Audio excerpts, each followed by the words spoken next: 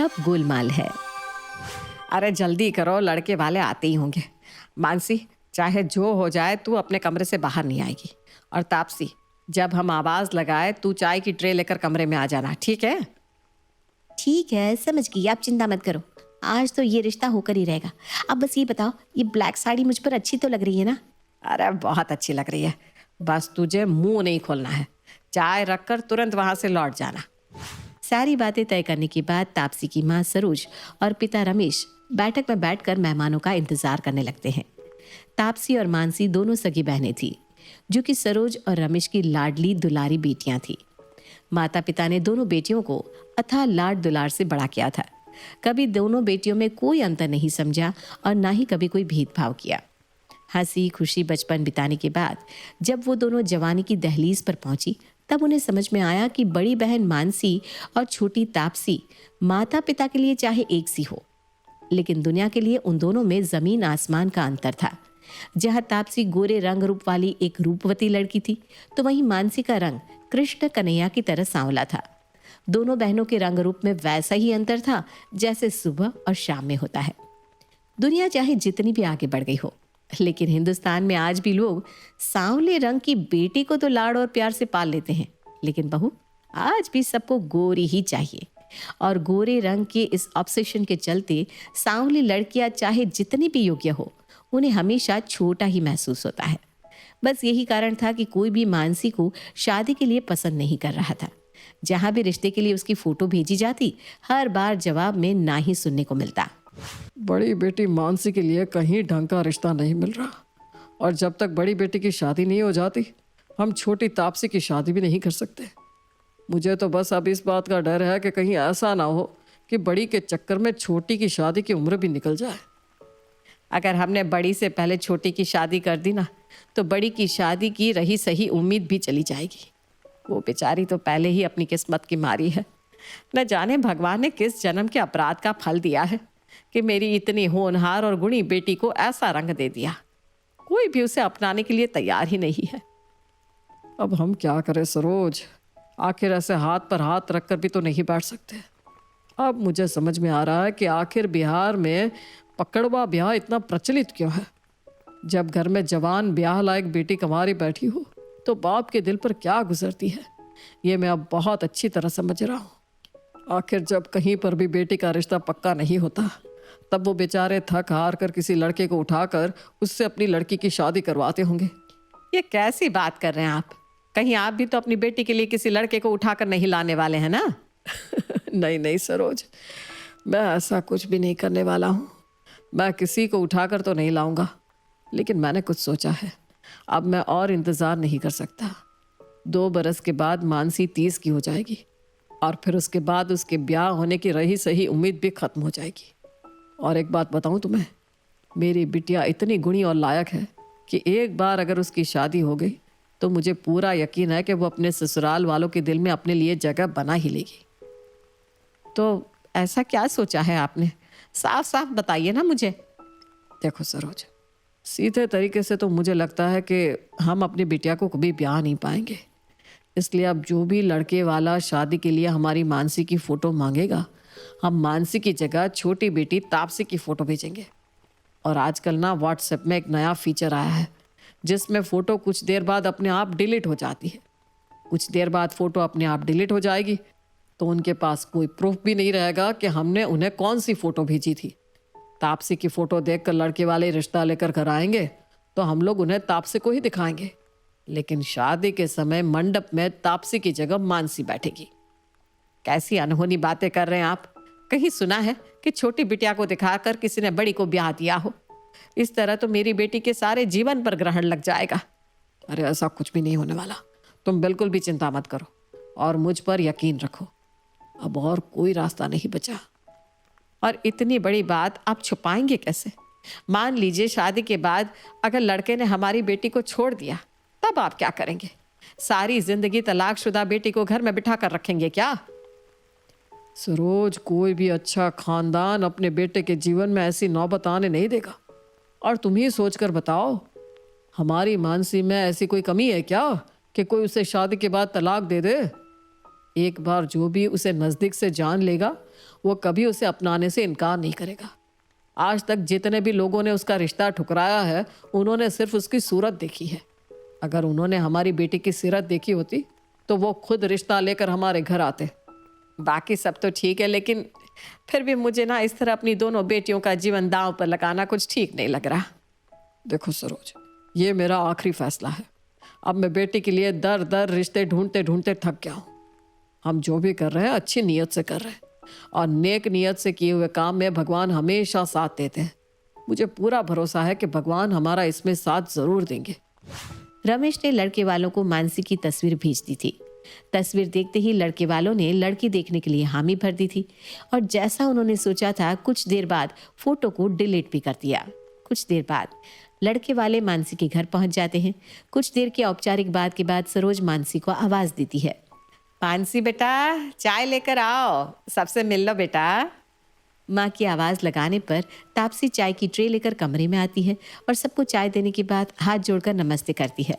कुछ पलों तक सोफे पर बैठने के बाद वो कमरे से बाहर निकल जाती है। विपिन के माता पिता नहीं थे, वो अपने मौसा मौसी के साथ मानसी को देखने आया था। बहन जी, बिटिया तो आपकी बहुत खूबसूरत है। हमारी तरफ से तो आप हाँ ही समझिए। हमारे विपिन को तो आपकी बिटिया फ़ोटो देखकर ही पसंद आ गई थी, लेकिन फिर भी वो हमें एक बार मानसी से मिलवाना चाहता था। उसका कहना था कि मम्मी पापा के जाने के बाद हम दोनों ही अब उसके लिए माता पिता के समान हैं, तो हमारे आशीर्वाद के बिना वो रिश्ता पक्का नहीं करेगा। बस इसीलिए हम बिटिया से मिलने चले आए।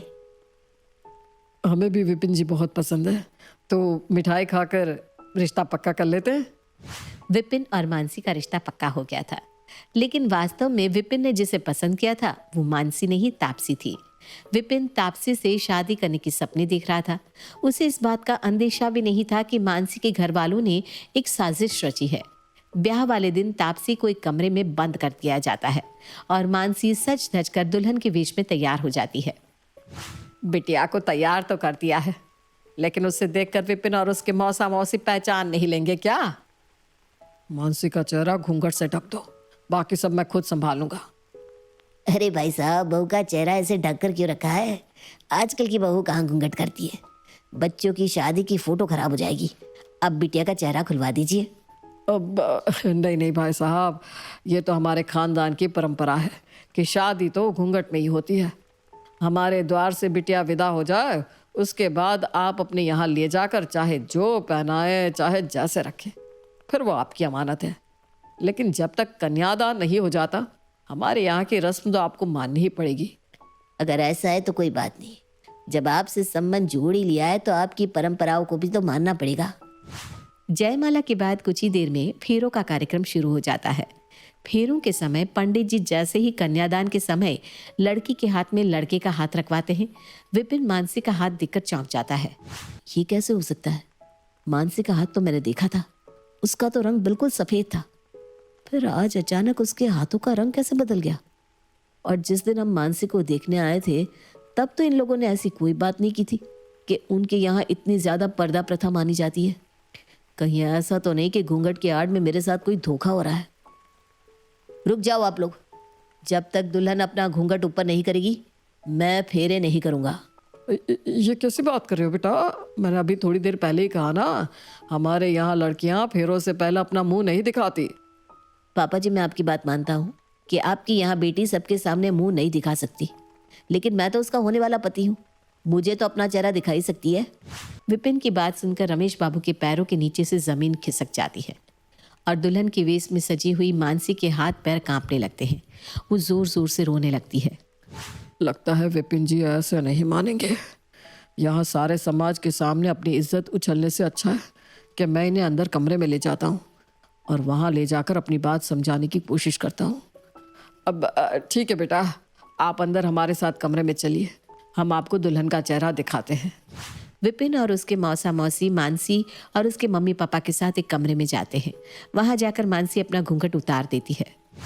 विपिन जी देखिए, तमाशा मत करिए, सारी बिरादरी जमा है, मेरी इज्जत पानी में मत मिलाइए। मेरी बेटी बहुत लायक है, आपके घर को स्वर्ग बना देगी, बस आप इस शादी से इनकार मत करिए। ये क्या चल रहा है यहाँ? ये मानसी नहीं है, आप लोग मेरे साथ धोखा कर रहे हैं। कौन है ये? सच सच बताइए, ये किस लड़की को मेरे साथ चिपका रहे हैं आप लोग? विपिन बेटा, यही मानसी है, और जिसे आप लोगों को मानसी बनाकर हम लोगों ने दिखाया था वो मेरी छोटी बेटी तापसी है। हम लोगों ने आपके साथ जो भी किया खुशी खुशी नहीं किया। हम लोगों की इसके पीछे बहुत बड़ी मजबूरी थी। हमारी मजबूरी को समझने की कोशिश करो बेटा। बड़ी बेटी मानसी की शादी ना हो पाने के कारण हमें अपनी छोटी बेटी को भी मजबूरी में घर पर बिठाना पड़ रहा है। कोई भी लड़का मानसी को देखने के बाद शादी के लिए हाँ ही नहीं कर रहा था, जबकि मेरी बेटी बहुत समझदार है। मैं लिख कर दे सकती हूँ कि ये जिस घर में भी जाएगी वहाँ सबके दिलों पर राज करेगी। मेरी बेटी में हर वो गुण है जो एक अच्छी पत्नी और बहू में होना चाहिए, लेकिन फिर भी इस समाज को मेरी बेटी के गुणों की कोई कदर नहीं है। सभी को गोरी चमड़ी वाली लड़कियां ही पसंद आती है। बस इसीलिए हमने आपको वही दिखाया जो हर लड़का अपनी पत्नी में देखना चाहता है, मतलब कि गोरा रंग। आपको क्या लगता है आप लोग मुझे ऐसी इमोशनल कहानी सुनाएंगे और अपने किए हुए गलत काम को सही साबित कर देंगे? ये सब बातें करने से आप लोगों की गलती कम नहीं हो जाती। मेरे लिए तो वही मानसी है जिसे मैंने उस दिन आपके घर पर देखा था। आप सब अभी के अभी मानसी को बुलाइए। बस करो प्लीज, मैं ही मानसी हूँ। भगवान के लिए मुझसे मेरी पहचान मत छीनो। मेरा कसूर बस इतना सा है कि मेरा रंग बाकी की सुंदर लड़कियों जितना गोरा नहीं है, इसलिए आपको दिखाने के लिए थाली में सजाकर मेरी छोटी बहन दिखाई गई थी। मेरे काले होने के सिर्फ मुझे नहीं, मेरे माता पिता को भी बरसों से सजा मिल रही है। मेरे माता पिता का बोझ हल्का हो जाएगा यही सोचकर मैंने ये अनर्थ होने दिया, वरना ऐसा कौन होगा जो अपने अस्तित्व को ऐसे खतरे में आने देगा। आप प्लीज मुझसे शादी कर लीजिए। पत्नी ना से ही एक काम वाली समझकर ही अपने घर में जगह दे देना। अब छोटी बहन को अपनी वजह से और परेशान नहीं कर सकती मैं इस घर से जाऊंगी तभी तो उसकी भी शादी हो पाएगी। बेटा मेरा तो दिमाग ही काम नहीं कर रहा। ये क्या हो रहा है यहाँ? हम तो समझ ही नहीं पा रहे क्या सही है और क्या गलत। हम क्या सोचकर बारात लेकर आए थे और यहाँ ये क्या हो रहा है? देखो, मैंने अपने मन में जिस मानसी की तस्वीर बसाई थी वो तुम नहीं हो, इसलिए मैं ये शादी नहीं कर सकता। और तुम इतनी भी बुरी नहीं हो कि पत्नी की जगह काम वाली बनकर किसी के घर चली जाओ। अपने आप को किसी से भी कम समझना बंद कर दो। सांवला रंग होने का ये मतलब नहीं होता कि तुम्हें सपने देखने का और अच्छी जिंदगी जीने का कोई अधिकार नहीं है। देख बेटा, मैं मानती हूँ कि इन लोगों ने जो किया बहुत गलत किया, और इस तरह धोखेबाजी से किसी भी लड़के को अपनी बेटी से शादी करने के लिए मजबूर करना वाकई बहुत गलत है। तुम अपनी जगह बिल्कुल सही हो। तुम्हारा गुस्सा, शिकायत, ये सब अपनी जगह सही है, लेकिन बस एक बार ठंडे दिमाग से मानसी के पिता की मानसिक स्थिति को समझने का प्रयास करो। एक तो वो पहले ही अपनी बेटी का रिश्ता ना हो पाने के कारण बहुत टेंशन में है। ऊपर से अगर आज उनके द्वार पर आई बारात लौट गई तो इस जन्म में उनकी एक नहीं दोनों बेटियां कंवारी रह जाएगी। पूरी बिरादरी में ये बात फैल जाएगी कि इन्होंने धोखाधड़ी से अपनी बेटी का रिश्ता किया था। लोग तरह तरह की बात बनाएंगी, बच्चियों पर लांछन लगाएंगे। इनका घर से बाहर निकलना भी दुभर हो जाएगा। मौसी, आप अभी भी इनके बारे में सोच रही हैं? और मेरा क्या? विपिन बेटा, रिश्ता तोड़ना आसान होता है, लेकिन आसान दिखने वाले काम हमेशा सही हो ऐसा ज़रूरी तो नहीं। ये थोड़ा मुश्किल ज़रूर है, लेकिन तुम मेरी बात पर गौर करके देखो तो सही। हम तीनों के अलावा और कोई नहीं जानता कि तुम्हारी शादी वास्तव में किसी और से पक्की हुई थी। इस बंद कमरे के भीतर की बात भीतर तक ही रहेगी और हम सब एक बहुत ही विषम परिस्थिति से बच जाएंगे। एक बात बताओ बेटा, तुम तो खुद इतने ऊंची सोच वाले बच्चे हो। तुम कब से रंग रूप को काबिलियत से ज्यादा महत्व देने लगे? आप गलत समझ रहे हैं मौसा जी। मैं आज भी मानता हूँ किसी का रंग चाहे जैसा हो, मन सुंदर होना चाहिए। और अगर ये अपनी बेटी मानसी की रियल तस्वीर मुझे भेज देते तो मैं उसे ज़रूर पसंद करता। मुझे ऐतराज़ बस इस बात से है कि इन्होंने झूठ बोलकर मुझसे अपनी बेटी की शादी करवानी चाहिए। बस बेटा, ये हुई ना बात। मैं भी मेरे मन की बात बताऊं, मुझे तो इस लड़के में कोई खराबी नहीं दिखती। पागल है वो लोग जिन्हें इसमें खराबी लगती है। कितनी प्यारी और मासूम बच्ची है। बेटा, बारात दरवाजे से वापस लौटेगी तो इनके साथ साथ हमारी भी जगहसाई होगी। तो एक बार सोच के देख ले बेटा, इसके माता पिता ने गलत तो किया, लेकिन वो बेचारे बस अपनी बेटी का घर बसाना चाहते थे। मौसी की बात सुनकर विपिन एक बार फिर से नजर भरकर मानसी की ओर देखता है। उसकी बड़ी बड़ी खूबसूरत आंखें मेकअप के साथ और भी खूबसूरत लग रही थी। उसकी सादगी और सच्चाई उसकी आंखों से आंसू बनकर बरस रही थी। मुझे सोचने के लिए 10 मिनट दीजिए। विपिन तेज कदमों से टहलते हुए मौसी, मौसा और मानसी के पापा की बातों को सोच रहा था। काफी देर तक सोचने के बाद वो मौसी के पास जाता है। ठीक है मौसी, मैं शादी करने के लिए तैयार हूँ, लेकिन मुझे अभी इस रिश्ते को दिल से अपनाने में थोड़ा समय लगेगा। मानसी, दे पाओगे ना मुझे समय? विपिन की बात सुनकर मानसी अपने आंसू पोंछकर मुस्कुरा देती है। शादी से पहले मेरी एक और शर्त भी है। ये ना आपकी हर शर्त हमें मंजूर है। तो आप अपनी बेटी तापसी को भी हमारी शादी में बुलाइए। उसे कहिए छिपने की कोई ज़रूरत नहीं है। जूते छिपाने के लिए साली की भी तो ज़रूरत पड़ेगी। विपिन की बात सुनकर सभी मुस्कुराने लगते हैं। विपिन की शादी मानसी से हो जाती है और जैसा रमेश ने कहा था, मानसी सबका दिल जीत लेगी।